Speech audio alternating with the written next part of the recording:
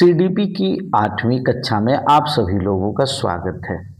आइए आज का पहला प्रश्न, सीएटी परीक्षण क्या है। बहुत इंपॉर्टेंट है सीएटी परीक्षण। C for children, A for A perception, T for test.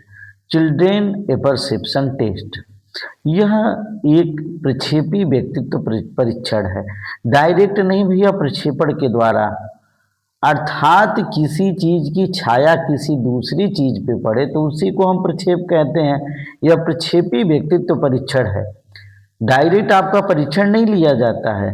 3 से 10 वर्ष की आयु के बच्चों के व्यक्तित्व, दृष्टिकोण और मनोवैज्ञानिक प्रक्रियाओं का आकलन करता है। इसमें 31 कार्ड होते हैं।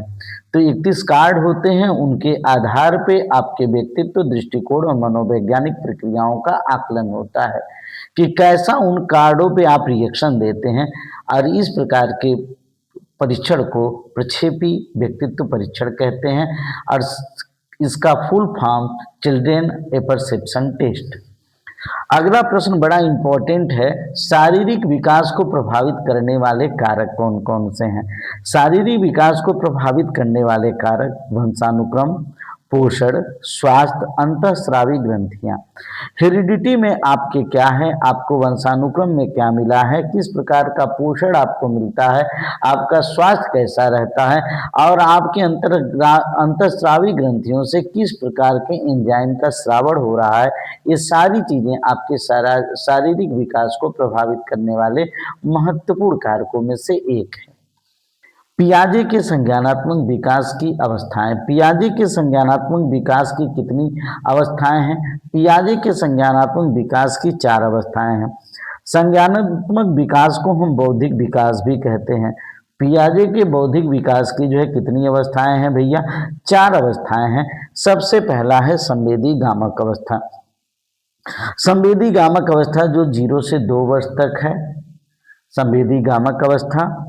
दूसरा जो है पुरुष संक्रियात्मक अवस्था 2 से 7 वर्ष तक है। तीसरा जो है मूर्त संक्रियात्मक अवस्था जिसमें बच्चा मूर्त चिंतन करता है, 7 से 11 है। अमूर्त संक्रियात्मक अवस्था जिसमें बच्चा अमूर्त चिंतन करता है, 11 से 15 है। तो भैया बड़ा इंपॉर्टेंट है ये सारी अवस्थाएं। यहाँ पे संवेदी, यहाँ पेशियों के माध्यम से उसका विकास होता है। यहाँ पूर्व संक्रिया के पहले कुछ संक्रियाओं को कर लेता है 2 से 7 वर्ष का बच्चा।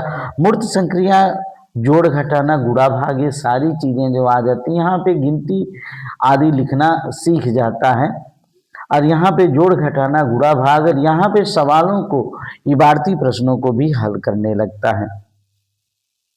एक कोटेशन बड़ा इंपॉर्टेंट है जो आप लोगों से पूछा जाता है, संवेग व्यक्ति की उत्तेजित अवस्था ये किसने कहा था? तो संवेग व्यक्ति की उत्तेजित अवस्था ये वुडवर्थ ने कहा था। बड़ा इंपॉर्टेंट क्वेश्चन है कि संवेग व्यक्ति की उत्तेजित अवस्था है, ये वुडवर्थ ने कहा था।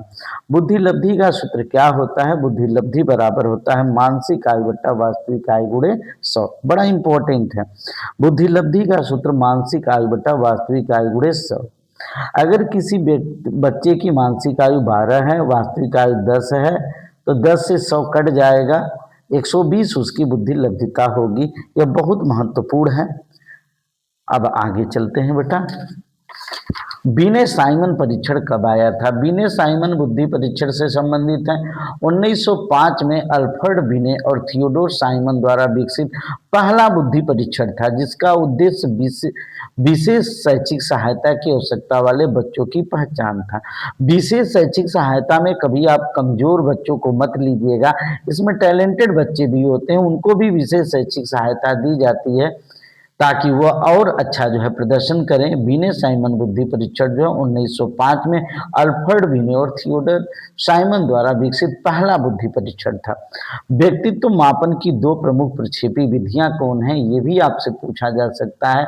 व्यक्तित्व मापन की 2 प्रमुख प्रक्षेपी विधियां जो है रोडसा स्याही धब्बा परीक्षण, कथानक संप्रत्यक्षण परीक्षण, टीएटी है, थीमेटिक अप्रिशिएशन टेस्ट। तो रोडसा स्याही धब्बा परीक्षण और टीएटी परीक्षण जो है बहुत इंपॉर्टेंट है। कथानक संप्रत्यक्षण, थीमेटिक संप्रत्यक्षण परीक्षण, अभिप्रेरणा क्या है? अभिप्रेरणा एक ऐसी मनोवैज्ञानिक शक्ति है जो किसी व्यक्ति के व्यवहार को किसी विशिष्ट लक्ष्य की ओर निर्देशित करती है। अर्थात आपका व्यवहार अगर किसी विशेष लक्ष्य की तरफ निर्देशित हो और सक्रिय हो, तो इस प्रकार की शक्ति को, जिस प्रकार की शक्ति से आपके व्यवहार को किसी विशिष्ट लक्ष्य की ओर निर्देशित और सक्रिय किया जा सके, उसी को अभिप्रेरणा कहते हैं। अभिप्रेरणा के कुछ मुख्य तत्व हैं, आप जान लीजिए। लक्ष्य उन्मुख व्यवहार, अर्थात लक्ष्य की प्राप्ति के लिए आप वैसा व्यवहार करें। ऊर्जा और सक्रियता होनी चाहिए। जारी रखने की प्रक्रिया, कार्य को छोड़ देना नहीं भाई, कभी कभी उतार चढ़ाव भी आए लेकिन उसके बाद उस कार्य को जारी रखे रहिए। आंतरिक और बाह्य कारक जो महत्वपूर्ण अभिप्रेरणा के मुख्य तत्व हैं। स्मृति के 4 अंग कौन कौन से हैं? स्मृति का 4 अंग जो है, पहला सीखना है, दूसरा धारण करना है, तीसरा स्मरण है और चौथा जो है पहचान है। सबसे पहले आप किसी चीज को सीखते हैं बेटा, जैसे हम आपको सिखा रहे हैं, आप सीख रहे हैं। जब थोड़ी बहुत जो है आप लिखेंगे, इस चीज को नोट्स बनाएंगे, तो आप इनको धारण करेंगे। धारण करने के बाद जब नोट्स को दोहराएंगे तो स्मरण करेंगे, और तब टेट में अगर आपसे टेट सीटेट या कहीं किसी जगह प्रश्न आएगा तो उस समय आप पहचान कर लेंगे। तो पहला चरण तो आप करते हैं लेकिन नोट्स नहीं बनाते हैं, ना नोट्स दोहराते हैं, तो पहचान कैसे होगी?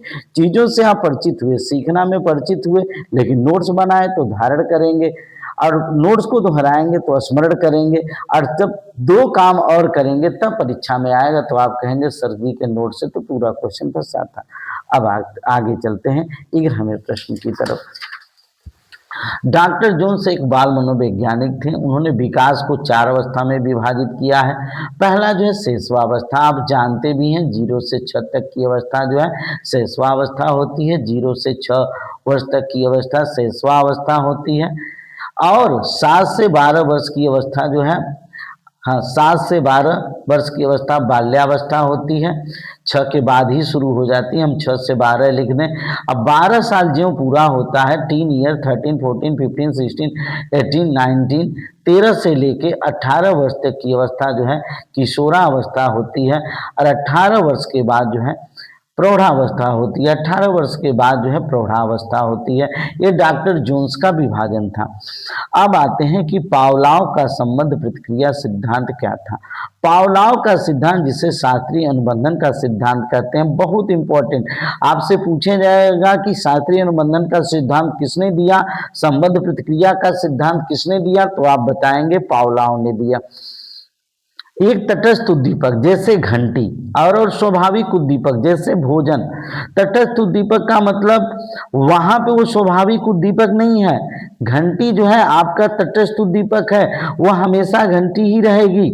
और स्वाभाविक उद्दीपक भोजन, यह बदल सकता है या आपके उस पर डिपेंड करता है। स्वाभाविक उद्दीपक जिसका आप प्रयोग कर लेते हैं, जो आपके पेट में चला जाता है, जो आपके भूख को मिटाता है, इसी नाते उसको स्वाभाविक। यहाँ इस उद्दीपक के, तटस्थ उद्दीपक से आपकी भूख नहीं मिटेगी। तटस्थ उद्दीपक जैसे घंटी, स्वाभाविक उद्दीपक जैसे भोजन के बीच बार बार संबंध स्थापित करने से प्राणी तटस्थ उद्दीपक के प्रति भी वही स्वाभाविक अनुक्रिया करता है, वही स्वाभाविक अनुक्रिया सीख लेता है जो स्वाभाविक उद्दीपक के प्रति करता है। जैसे घंटी की आवाज पे लाट टपकना। भाई भोजन को देख के हमारी उम्र भी इतनी अधिक हो गई, लेकिन अच्छा भोजन अगर बना रहेगा तो मुंह में पानी आ जाते हैं, स्वाभाविक उद्दीपक है।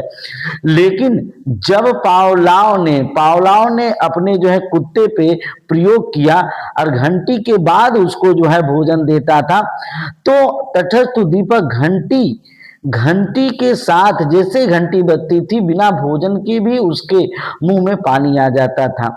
यही जो है शास्त्रीय अनुबंधन का सिद्धांत है, क्योंकि कुत्ता भी जानता था कि संबद्ध प्रतिक्रिया है, इसके बाद वो क्रिया होगी।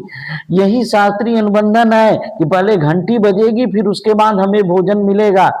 तो भैया यह बहुत इंपॉर्टेंट है कि एक तटस्थ उद्दीपक और स्वाभाविक उद्दीपक के बीच बार बार संबंध स्थापित करने पे, मतलब पहले घंटी बजाइए फिर भोजन दीजिए।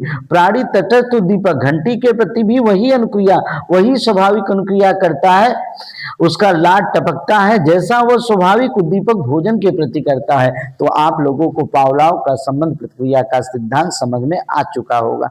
अब आते हैं कोहलर का अंतर्दृष्टि सिद्धांत, यह भी महत्वपूर्ण है। अधिगम परीक्षण, जो भी आप सीखते हैं त्रुटि के बजाय समस्या का अचानक या समग्र बोध या अंतर्दृष्टि के माध्यम से होता है। जैसे ग्रेजुएशन में आप पेपर देने के लिए जाते हैं, आपको लगता है हम कॉपी में कुछ नहीं लिख पाएंगे, लेकिन आपने सीखा है और उस समय समस्या का अचानक या समग्र बोध होता है। अंतर्दृष्टि के माध्यम से पता चला कि आप पूरी कॉपी भर देते हैं और हर बात उस टॉपिक से रिलेटेड ही लिखते हैं और आप पास भी हो जाते हैं। यह कोहलर का अंतर्दृष्टि सिद्धांत था। त्रुटि के बजाय समस्या का अचानक या समग्र बोध अंतर्दृष्टि के माध्यम से होता है। आइए हम इसको एग्जाम्पल की सहायता से समझ लें।